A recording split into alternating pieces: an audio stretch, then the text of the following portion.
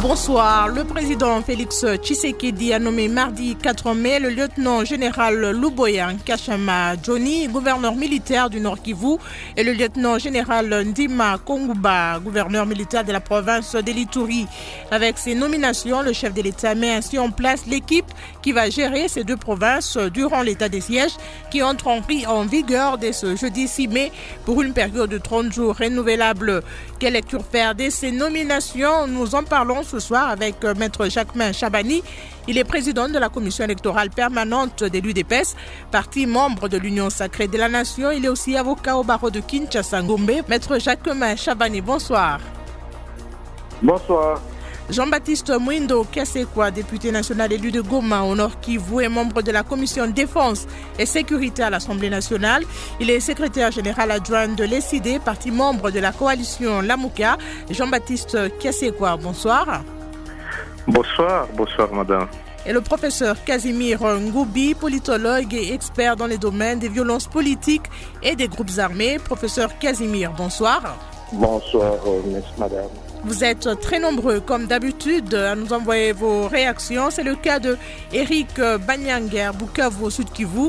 Avec la nomination des officiers militaires à la tête de ces provinces, nous nous attendons à l'éradication et à la reddition des plusieurs groupes armés nationaux et étrangers. Il serait aussi important que les enquêtes soient ouvertes en vue de dégager les responsabilités de tous les acteurs politiques et militaires qui ont travaillé contre la République dans cette partie du pays. Cependant, comment ces nominés arriveront-ils à régler d'autres questions administratives et des développements locaux des entités placées sous leur responsabilité? Professeur Constantin Kamaï Ngalamouloumé Akikwit dans la province du Kwilu, cette nomination a répondu aux attentes des Congolais. Ces deux officiers ne sont pas originaires de ces deux provinces et ensuite ils ont l'expérience et la connaissance du terrain. À Beni au Nord Kivu, vous nous suivez sur la 92.3 et pour vous qui êtes à l'étranger, merci de nous rejoindre sur www.radiookapi.net. Bienvenue à tous dans votre magazine.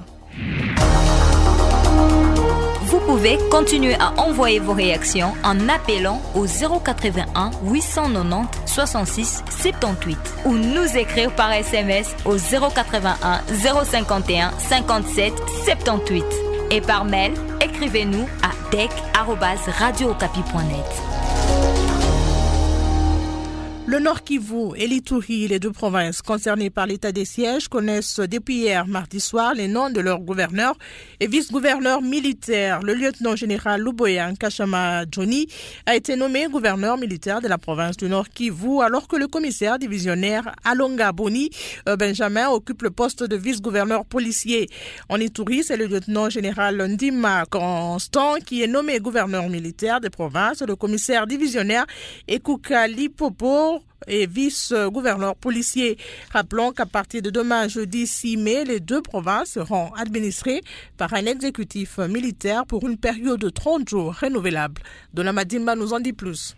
Avant leur nomination, le lieutenant général Luboya Nkashama, nouveau gouverneur du Nord Kivu, était jusque-là commandant de la première zone de défense des forces armées, les FARDC. Le lieutenant général Constant Ndima, nouveau gouverneur de l'Ituri, était lui chef d'état-major général adjoint de l'armée chargé de l'administration et de la logistique. Le chef de l'État met ainsi en place l'équipe qui va gérer ces deux provinces durant l'état de siège. Félix Tshisekedi avait décrété vendredi 30 avril un état de siège au Nord Kivu et en Ituri. Cette décision a été prise au regard de la gravité de la situation dans ces deux provinces, conformément à l'article 85 de la Constitution de la RDC. Après concertation entre le chef de l'État et le Conseil supérieur de la Défense, constitué notamment du Premier ministre et des deux présidents des deux chambres du Parlement, l'état de siège dans les provinces de l'Ituri et du Nord Kivu débute demain jeudi pour une durée de 30 jours. Le 3 mai, le chef de l'État avait signé 2 ordonnances organisant l'état de siège dans les provinces de l'Ituri et du Nord Kivu pour faire face à la situation pendant l'état de siège, les autorités civiles des gouvernements provinciaux de l'Ituri et du Nord Kivu, celles des entités décentralisées et déconcentrées des dites provinces, seront remplacées par les officiers des forces armées de la République et ou de la police nationale congolaise, désignés à cet effet, notait l'ordonnance.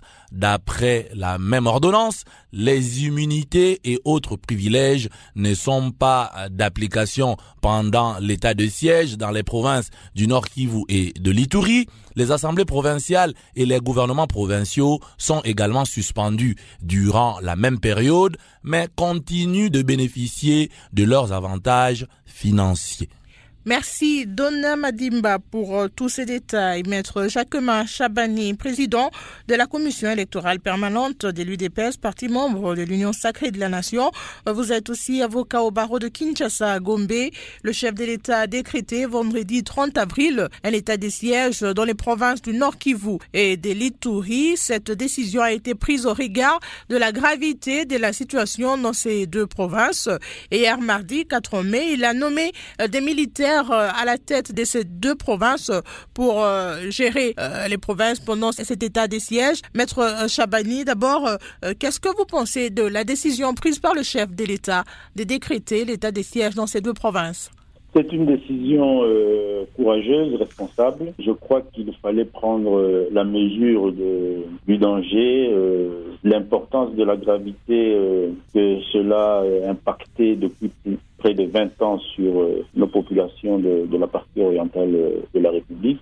Il était temps que le chef de l'État prenne une décision à la hauteur de tous ces défis qui puisse permettre à ce qu'on en trouve des solutions définies. Alors une certaine opinion se dit, près de 20 ans, l'armée sur terrain dans les deux provinces n'a pas réussi à ramener la paix. Est-ce que c'est en 30 jours que l'on pourra mettre fin à ce cycle des violences dans ces deux provinces? Tout dépendra non seulement de l'efficacité de ces opérations militaires qui vont se mener dans le cadre de cet état de siège. Tout dépendra aussi de la participation et l'implication aussi des populations et des différents services. Mais ici, il faut noter que la Constitution donne la possibilité au président de la République de proroger au-delà de ces 30 jours avec l'implication de deux chambres du Parlement, d'un autre délai encore de 30 jours. Je crois que nous avons tous intérêt à ce que cela se conclue le plus rapidement possible. C'est pour ça que dans son message solennel fait à la nation, le président de la République a sollicité la participation de tous, au-delà des forces armées congolaises, mais principalement des populations, mais aussi des forces civiles de la nation à travers les organisations politiques, les organisations de la société civile, pour que cet accompagnement permette que dans ce délai de 30 jours, peut-être même moins, parce que les deux provinces vont se retrouver dans un état d'exception qui va permettre à la nouvelle administration militaire et policière de poser des actes policiers de sécurité qui vont permettre à non seulement à identifier, mais à neutraliser les forces négatives. Maître Jacquemin, qu'est-ce qu'il faudrait pour que ces opérations pendant cet état de siège soient efficaces?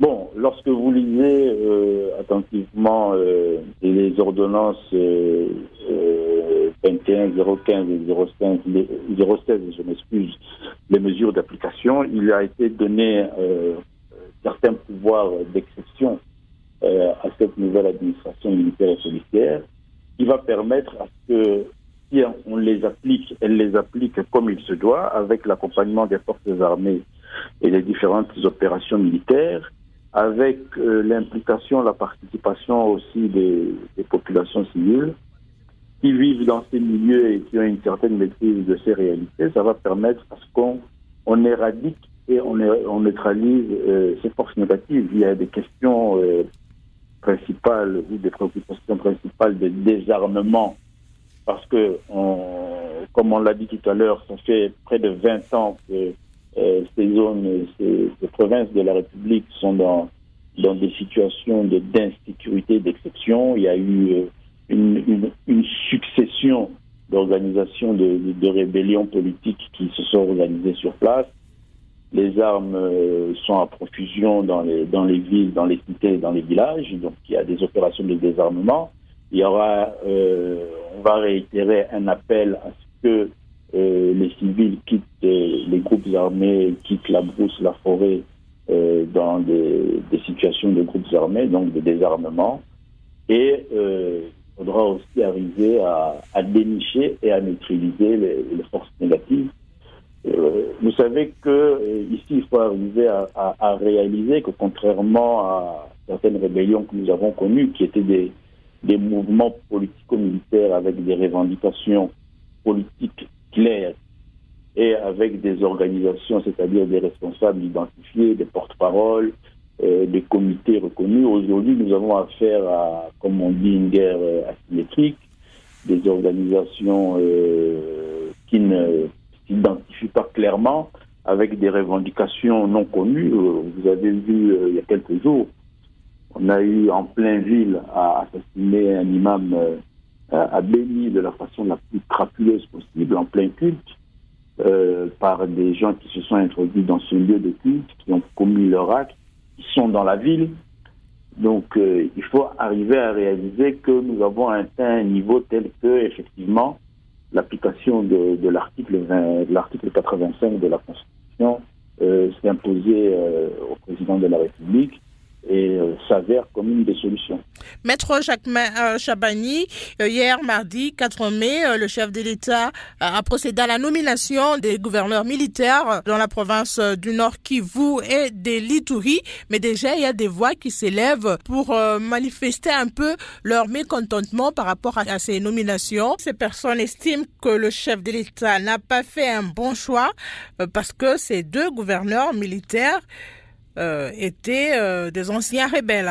Bon, je crois qu'ici aussi, il faut arriver à souligner la complexité de la menace qui est en face de nous. Je répète encore le fait qu'elle s'est encastrée dans la vie quotidienne, dans nos populations depuis près de 20 ans. Les voix ne se lèvent pas à partir du moment où le président a levé l'option de faire application de l'article 85 de notre Constitution. Les voix ne se lèvent pas à partir du moment où le président de la République désigne les personnes qui vont mener à bien cette mission à travers les deux officiers militaires et les deux hauts gradés de la police nationale. Les voix s'élèvent à chaque fois qu'on se met ensemble, qu'on réfléchit, qu'on dénonce cette insécurité. Rappelez-vous que lorsque le président de l'Assemblée nationale, l'honorable Mbosso, s'est exprimé sur la question, des voix se sont élevées. Donc ici, ça nous interpelle à plusieurs égards. Il faut aussi arriver à souligner que la désignation de ces responsables ne devrait pas nécessairement apporter satisfaction à 100% de toute la communauté nationale, mais encore sur ce cas d'espèce, est-ce que ce ne sont pas des officiers des forces armées de la police nationale? Est-ce que le fait d'avoir fait, je ne sais pas, une quelconque organisation politico-militaire à une certaine période fait de X ou Y qu'il n'est pas citoyen congolais, qu'il n'a pas la volonté de voir ce pays aller de l'avant? N'oublions pas que nous avons été tous ensemble au dialogue intercongolais et que nous en sommes sortis avec un pacte et la conviction qu'ensemble nous allons aller de l'avant. Merci. Donc ce type de stigmatisation aussi risque de nous ramener en arrière. Et Jean-Baptiste Mouindo Kassekwa, député national, élu de Goma au Nord Kivu et membre de la Commission défense et sécurité à l'Assemblée nationale. Vous êtes secrétaire général adjoint de l'ECD, parti membre de la coalition Lamuka. Que pensez-vous de la décision du chef de l'État de décréter l'état des sièges dans les provinces du Nord Kivu et de l'Ituri? Alors, en septembre 2019, il a été décidé, lancé ce que M. Félix a appelé opération de grande envergure. Et jusqu'au dernier jour de cette année, on a continué à faire penser que ces opérations étaient en cours. alors qu'en réalité, ces opérations n'ont été appuyées que pendant les seuls 3 premiers mois, c'est-à-dire octobre, novembre, décembre. Aujourd'hui, on nous sort un nouveau concept, état de siège. Je voudrais espérer qu'il ne s'agit pas d'un simple slogan creux et que cet état de siège devrait avoir un contenu opérationnel réel, parce que il ne faudrait pas que l'on s'amuse avec la vie de nos militaires. J'ai été à Beni à maintes reprises, à Rutshuru, à Goma, dans le Masisi. Je vois comment des citoyens, des militaires congolais sont réellement soucieux d'apporter la paix dans ce pays, mais toutes les opérations militaires qui ont été lancées avec des concepts à Manilé, au Mbata, Sokola 1 et autres, aujourd'hui c'est état de siège, n'ont pas été dotés d'un contenu opérationnel réel.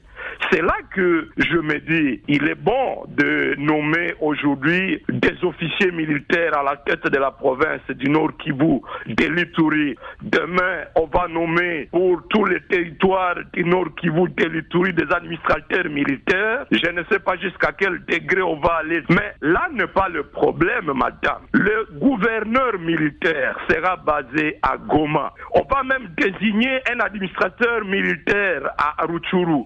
Mais le problème qui s'est toujours posé, qu'est-ce que l'on a fait des conditions opérationnelles militaires? Quelle est l'enveloppe qui a été prévue pour ces opérations dans le budget que M. Sama Lukonde a présenté? Rien. Cette opération spéciale, état de siège, c'est un assaut final que l'on voudrait lancer. Mais quand vous lisez le programme du gouvernement, au plan financier, il n'y a rien qui est prévu de manière à nous rassurer que les conditions de vie des militaires, les conditions logistiques, l'équipement sera renforcé. Donc ça risque, ça paraît effectivement un slogan de la même manière que l'on a lancé la gratuité de l'enseignement. Deuxièmement, quelles sont les causes à la base des échecs des opérations militaires que nous avons connues? Il y a notamment le problème des sous-effectifs. En octobre 2019, nos vaillants militaires à Beni ont pris le contrôle de plusieurs localités. Mais les effectifs dont on nous a parlé, on a dit qu'il y avait 21 000 militaires sur un rayon de 50 km². Mais il a manqué d'effectifs pour assurer la couverture des agglomérations qui étaient peuplées par nos concitoyens, et tous ces malfrats, tous ces ADF se sont mis à massacrer ces populations faute d'effectifs. Est-ce que la nomination d'un gouverneur militaire répond à la question des sous-effectifs dans toutes ces zones? J'ai dit non. Donc, aujourd'hui, il est bien beau que l'on nomme ces autorités, que l'on décrète cet état de siège, mais je suis tenté de penser que cette décision répond beaucoup plus à un objectif politique qu'à un objectif opérationnel. Cet objectif, le pouvoir à place veut simplement à étouffer les manifestations populaires auxquelles nous avons assisté à Oicha, à Beni, Butembo, Goma, Kinshasa, et à mon avis, c'est une mauvaise approche.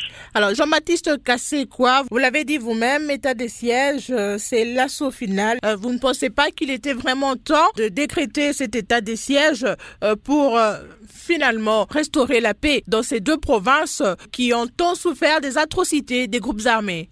C'est depuis longtemps que nous avons réclamé l'assaut final, madame. Mais je voudrais rappeler ici les contextes politiques dans lesquels cet état de siège est décrété. C'est un contexte où, pour la première fois, l'Assemblée nationale venait d'adopter une résolution créant une commission d'enquête parlementaire avec un terme de référence robuste qui consistait notamment à faire l'audit des financements des opérations militaires. Parce que, madame, j'ai parlé tantôt de l'opération que l'on a appelée de grande envergure lancée en 2019. Tenez, cette opération n'a été soutenue que pendant les 3 premiers mois. Mais de janvier 2020 jusqu'à février 2021, tous les fonds ont été systématiquement détournés au point que lorsque le fouille, on essaie peut-être de se renseigner, les commandements sur le terrain n'ont pas reçu plus de $50,000 sur 14 mois. Les militaires ont été contraints de se nourrir d'une chikwang pour 48 heures. Et l'Assemblée nationale, alertée sur ces faits graves, les soldes, la prime des guerres de militaires, n'a été payé qu'en novembre 2019. Et sur tout le mois suivant, on a systématiquement tout détourné. L'Assemblée nationale, alertée par toutes ces allégations, a décidé de créer une commission d'enquête chargée de faire un audit sur les fonds débloqués du trésor public et les montants réellement arrivés sur le terrain. La commission d'enquête devait investiguer sur les allégations d'affairisme des officiers militaires. Mais voilà que l'on décide aujourd'hui de mettre en échec cette commission d'enquête et on instaure un régime autoritaire, pas de contrôle parlementaire, pas de contrôle citoyen. Donc c'est là que je trouve il y aura selon le porte-parole des FARDC, il y aura une cour militaire pour juger tous ces militaires ou policiers qui vont mal se comporter. Madame, il y avait une cour militaire lorsque les jeunes de Loumé ont coupé ou barricadé les routes parce qu'ils avaient identifié des Kamaz, des véhicules des militaires qui transportaient des cacao vers Kassindi. Et c'est là le début de toutes les manifestations que nous vivons aujourd'hui. Qu'est-ce que la cour militaire a dit?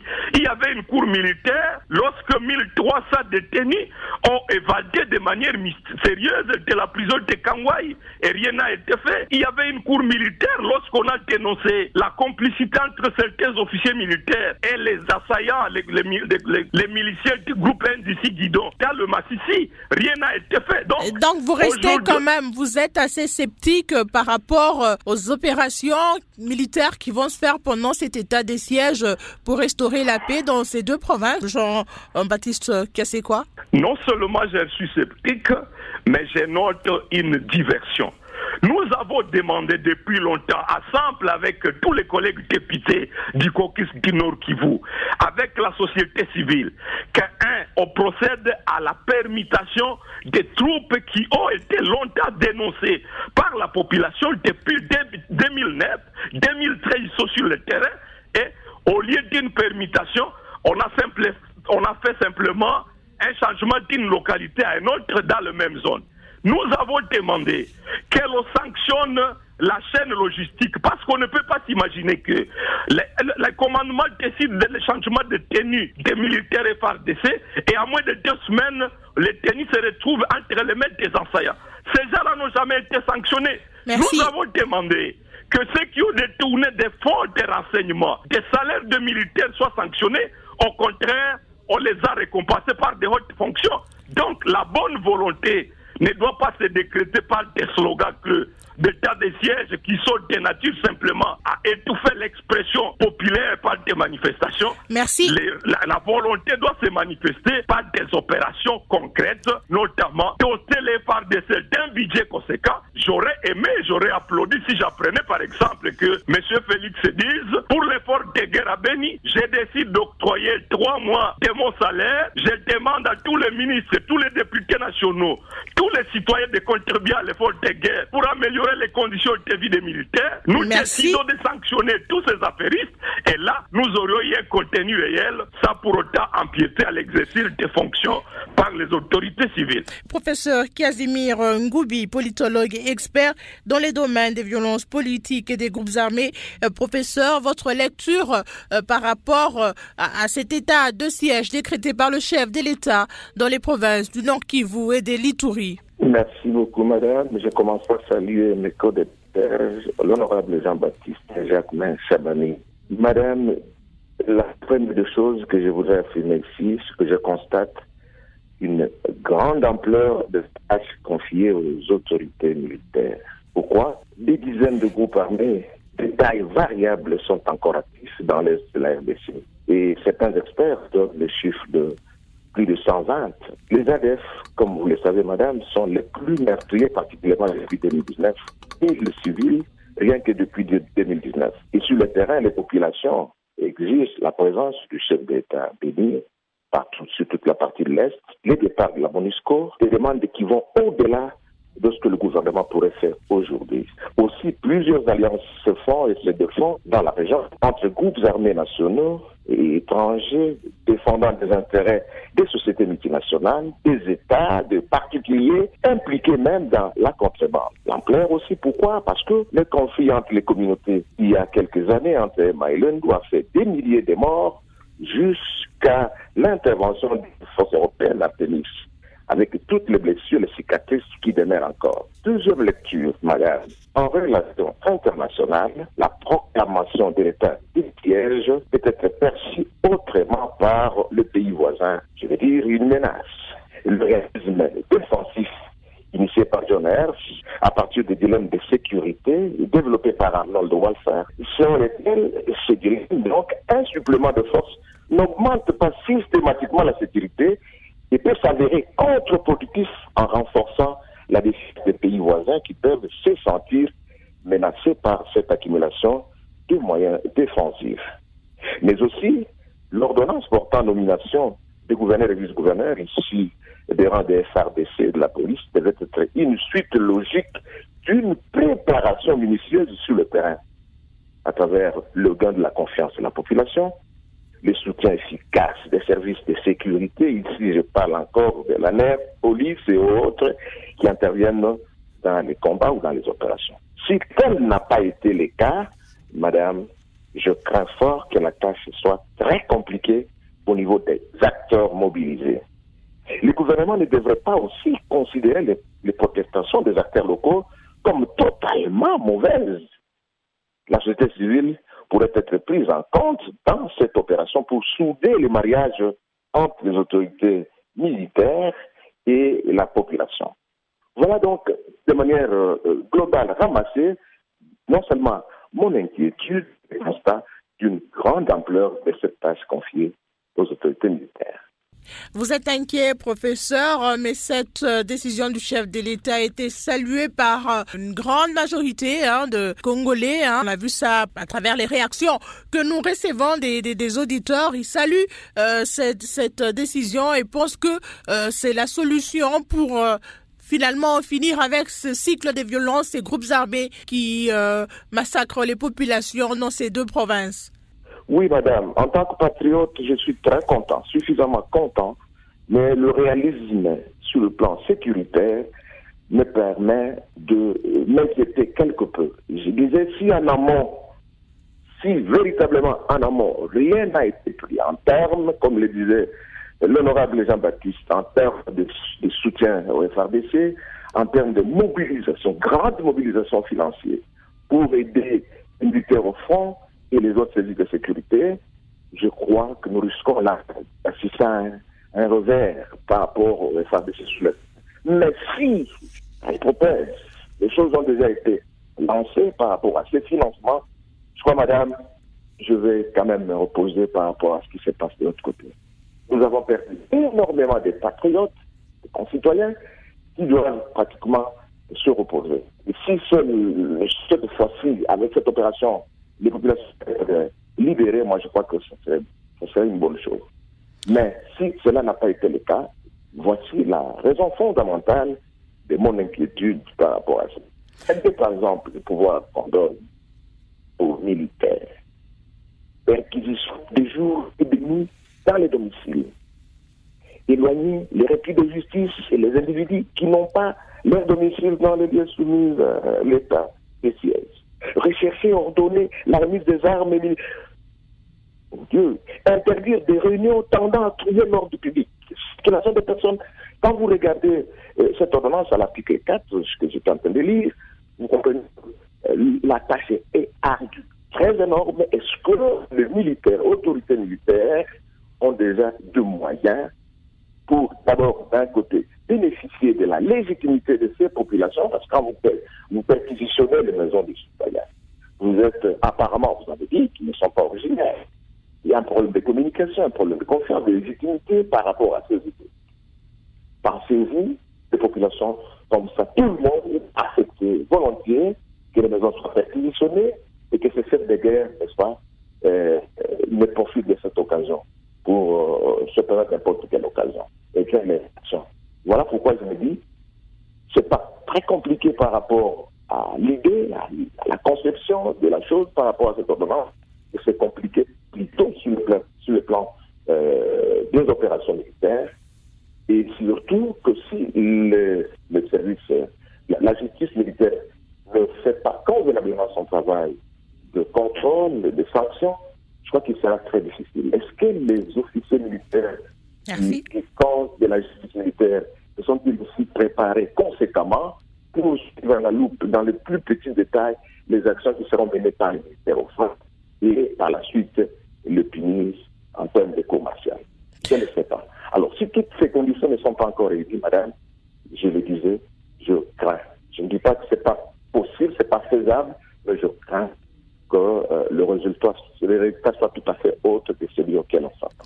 Merci, professeur. Les auditeurs sont très nombreux à nous appeler sur notre standard. Jacquemin Chabani, on va prendre pour vous cette réaction qui nous vient d'Issangui, dans la province de la Chopo. C'est J. Boston depuisIssangui, province de la Chopo. Sa nomination démontre combien de fois la détermination du président de la République. C'est J. Boston depuisIssangui, province de la Chopo. Sa nomination démontre combien de fois la détermination du président de la République pour chercher à ramener la paix dans cette partie du pays. Mais il y a ici des choses qui s'imposent pour que ces généraux réussissent bien leur mission. La première chose, qui a les moyens, et la seconde chose, qui a le soutien populaire. Alors pour les moyens, il faut les moyens humains, financiers et logistiques. Car tant que les militaires sur le terrain seront en panne de provisions et de l'air solde, ils ne vont pas produire les rendements que nous attendons tous, qui est la paix durable. Quant à la collaboration avec la population civile, ces généraux sont appelés à mettre tout en œuvre pour bien coopérer avec les civils. Car sans eux, il n'y aura pas la réussite.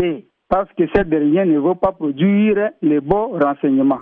Jacquemin Chabani, comment vous réagissez au point de vue de cet auditeur qui nous a appelé depuis Sangui?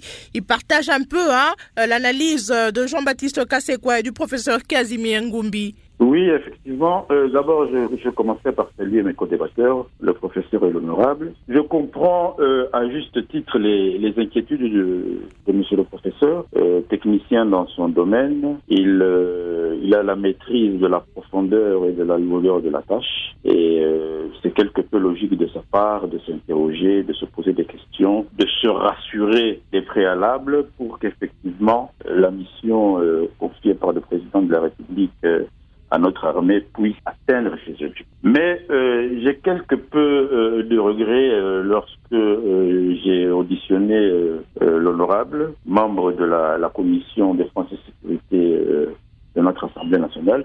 Je crois qu'il y a des questions d'intérêt national sur lesquelles nos divergences politiques ne devraient pas prendre le dessus, sur lesquelles tous nous devrions avoir une attitude républicaine parce que nous en avons tous intérêt et sur lesquelles nous devrions mettre de côté notre politique d'adversité, surtout et encore dans les débats publics. L'honorable est membre du caucus Nord Kivu. Je crois qu'il est de ces députés nationaux qui ont participé à une séance de travail avec le chef de l'État en 2019, qui a amené à ces opérations dont lui-même a souligné le fait que au départ, dans les 2-3 premiers mois, ces opérations ont donné des grands résultats. L'honorable, qui sait que nous parlons ici sur vos antennes des questions hautement sécuritaires et qu'il en connaît la profondeur et qu'il sait que nos différentes responsabilités devraient nous astreindre à certaines retenues. L'honorable aurait pu dire la raison pour laquelle ces opérations avaient pris fin. L'honorable devrait dire aussi à vos auditeurs que le président de la République avait mis sur place en son temps une commission d'enquête parce que les fonds avaient été détournés. L'honorable peut-être n'est pas informé de la suite de cette commission d'enquête et des sanctions qui ont été prises à l'envers de certaines personnes, mais je crois que nos responsabilités réciproques nous appellent aussi à ne pas révéler tout sur les médias. Ici, il est question des dossiers sécuritaires. Mais est-ce qu'on peut dire que les préoccupations... pour répondre pour répondre à la question de votre auditeur. Justement. Les moyens. Pour répondre à la préoccupation de monsieur le professeur, les préalables. Mais les services, nécessairement, ont travaillé là-dessus avant que le président ne se décide de faire application de l'article 85. Et je crois que nous avons souvenir que le président de la République a tenu une réunion avec les députés de l'Union sacrée où il sollicitait de lui permettre d'avoir un gouvernant parce qu'il a des décisions importantes à prendre. Donc vous nous rassurez, côté moyen, il n'y a pas de problème. Nécessairement des préalables ont été pris, mais ce n'est pas des questions de haute publicité qu'on proclame partout. Ayons en tête que nous avons un ennemi en face de nous, qui nous écoute, qui nous surveille, qui se prépare à nous accueillir. Donc, je reste convaincu que les moyens ont été mis à la disposition de cette opération qui va être couverte par l'état de siège. Je suis satisfait, moi, parce que j'ai réalisé que le soutien populaire, dans sa grande majorité, il y est. Je donne beaucoup de chance et j'ai beaucoup d'espoir dans ces opérations parce que le Congo, le peuple congolais, a droit à la paix et à la sécurité. Merci, Maître Chabani. Jean-Baptiste Kaseko, on va prendre aussi pour vous cette réaction qui nous vient de Bukavu. Je suis Namegabe Pascal à partir de Bukavu au Sud Kivu. La nomination de ces deux vaillants généraux à la tête de ces deux provinces, à savoir le Nord Kivu et l'Ituri, prouve à suffisance que le chef de l'État veut mettre fin à l'activisme des groupes armés opérant à l'est de la RDC et veut instaurer l'autorité de l'État sur toute l'étendue du territoire national. Néanmoins, la voie du dialogue serait souhaitable pour les nationaux ainsi que la prise en charge de ceux qui veulent se rendre volontairement, car la mauvaise condition de vie de nos militaires est à la base de plusieurs rébellions dans notre pays. Jean-Baptiste Kassekwa, comment vous répondez à cet auditeur? Il a parfaitement raison, madame. En 2019, à Goma, à Mubambiro, plus de 4000 jeunes se sont rendus volontairement. Plus de 5000 se sont réunis, rendus à Rumangabo, d'autres à Kalunguta, pareil au sud Kivu, dans le Tanganyika, dans l'Ituri. Ils étaient prêts, ils se sont rendus volontairement. Mais aujourd'hui, ce sont eux qui sont retournés dans les groupes armés. Aujourd'hui, on parle de plus de 140 groupes armés, simplement du fait que au niveau de Kinshasa, au niveau du pouvoir central, ils se sont battus pour savoir si oui ou non, il fallait que les fonds promis par les partenaires internationaux pour soutenir le programme DDR, il fallait se discuter, savoir si ces fonds devraient être gérés à partir du pouvoir central ou si l'on devait décentraliser. Et pour ça, on a sacrifié cette opportunité immense pendant plus de 2 ans. Donc, la solution n'est pas seulement militariste, mais il y a un contenu opérationnel qui doit être donné à ce que nous voulons. Et cet auditeur Namegabe a effectivement raison de dire l'approche du DDRC doit être encouragée plutôt que de continuer à les bloquer simplement parce qu'il y a des individus à partir du bureau Kinshasa qui voudraient contrôler ces réparties de rétrocommissions à partir des fonds que les bailleurs promettent de donner. Merci. Pour la réussite du DDRC. Merci Jean-Baptiste Kassekwa, professeur Casimir. On va prendre aussi pour vous cette réaction qui nous vient de Lomami. Hippolyte Moulenda de Kamana à Lomami. J'estime bien que cette solution du chef de l'État est salutaire pour nos compatriotes de l'Est et aussi détermine son attachement au rétablissement de la paix, aussi à l'intégrité du territoire pour nos compatriotes qui ont tant souffert depuis des décennies. Une situation qui a trop duré. Pour que cette décision porte ses fruits, elle est beaucoup plus de tributaire à l'adhésion de la population meurtrie, parce que, dis-je, il n'y a plus de solution magique, de grands mots, de grands remèdes. Professeur Casimir Ngumbi, l'adhésion de la population meurtrie donnerait plus de chances à obtenir des résultats positifs. Oui, madame, plusieurs thèses le confirment bien. J'ai échangé avec certains collègues de l'étranger, ils m'ont dit le chef entre la RDC, l'échec de la société civile. Il ne faut pas isoler la population dans ce genre d'opération. Elle est très importante, elle est plus qu'importante. C'est pourquoi juste le développement sérieux des capacités managériales de militaires nommés afin qu'elles ces autorités ne laissent rien au hasard. On n'entend pas les populations civiles. C'est très important parce qu'elles permettront de communiquer facilement, donner l'information le plus tôt possible au FARDC sur le terrain. Il n'y a que par cette voie, je crois que le FARDC pourrait l'emporter sur les gouvernements. Comment on peut accepter qu'il y ait une centaine de véhicules bloqués entre Bangui et Boumia aujourd'hui et qu'à Kisangani, d'ailleurs, je vous dis, les carburants posent énormément de problèmes aujourd'hui maintenant parce qu'on n'a pas de ravitaillement en termes de carburants qui viendraient de l'Est. Donc, je crois qu'il faut véritablement utiliser la force, compter sur les populations locales, compter sur les communautés. Même si les communautés ont connu des problèmes, des conflits, moi je crois qu'il y a des approches qu'il faut mettre en place. En plus de l'adhésion, oui, à part l'adhésion de la population, professeur, qu'est-ce que vous proposez d'autre pour le succès de cette décision prise par le chef de l'État? Ouais, moi je crois qu'il faut maintenant que les acteurs civils, anciens gouverneurs, vice-gouverneurs, les députés provinciaux, les ministres provinciaux, et heureusement que cette décision a été prise de cette manière-là, pourraient accepter de fédérer autour des autorités militaires pour que tous ensemble, ils puissent atteindre les objectifs assignés par le gouvernement de la République. Ce serait encore une chose d'après moi. Merci. Très important. Merci, professeur. Maître Jacquemain Chabani, votre conclusion, nous sommes à la fin de l'émission. Bon, je crois que tous ensemble, nous devons nous souder, nous lier, nous unir autour de cette décision courageuse et prise par le président de la République.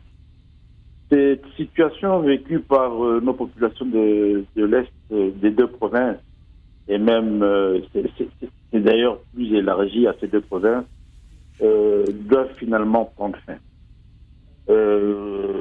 Des opérations militaires se sont tenues, des réunions politiques se sont tenues. Il a été démontré à suffisance que les mécanismes traditionnels de l'administration de ces populations et même de justice, parce qu'on a parlé des droits des citoyens, étaient arrivés à leurs limites. La Constitution de la République, le constituant, a donné cette possibilité au président de la République à travers l'article 24. Elle est, à mon avis, à la hauteur des défis, mais il est important qu'au-delà de nos vaillants militaires des forces armées congolaises, il est important que la classe politique, les forces vives de la nation, la société civile, telle que le professeur vient de le souligner, et les populations soutiennent, se liguent, accompagnent cette nouvelle mission donnée à nos FARDC. Merci. Je reste convaincu qu'ensemble, nous donnerons la paix et la sécurité à nos populations. Merci, Maître Chabani. Jean-Baptiste Kassekwa, votre conclusion aussi en 30 secondes. Premièrement, je voudrais que l'on donne un contenu opérationnel réel à l'état de siège, notamment à créer les conditions de la restauration de la confiance entre l'armée et la population, et cela passe par la permutation de toutes ces troupes et des officiers accusés d'affairisme. Deuxièmement, je voudrais que l'on dispose des moyens financiers. Proposer par exemple que l'argent que nous payons pour plusieurs taxes, GOPAS, soit affecté à la dotation des moyens extra-budgétaires de l'armée, parce que cela va éviter aux populations d'être victimes de tracasseries. Troisièmement, je voudrais demander à mes collègues députés de ne pas cautionner des demandes de prorogation mécanique. Nous devons évaluer concrètement comment ces autorités militaires se comportent. Dans le cas contraire, eh bien, nous ne devrions pas sacrifier nos populations par des demandes de prorogation de cet état de siège de manière fantaisiste et fanatique. Merci Jean-Baptiste Kassekwa. Professeur Casimir Ngoubi. Je souhaite qu'il y ait beaucoup plus d'actions sur le terrain, madame, peu de médiatisation pour impliquer la population dans cette action qui pourrait être, à mon avis, salutaire. Merci professeur. Dialogue en Congolais, c'est fini pour ce soir. Merci à Guy Maté qui l'a réalisé. Martin Seboujango était à la supervision. Merci à Dona Madimba qui nous a aidé à préparer cette émission. Dieudonné Nyangassa est à la mise en onde. Présentation et coordination Kéline Kouté. Bonne suite de programme sur la fréquence de la paix.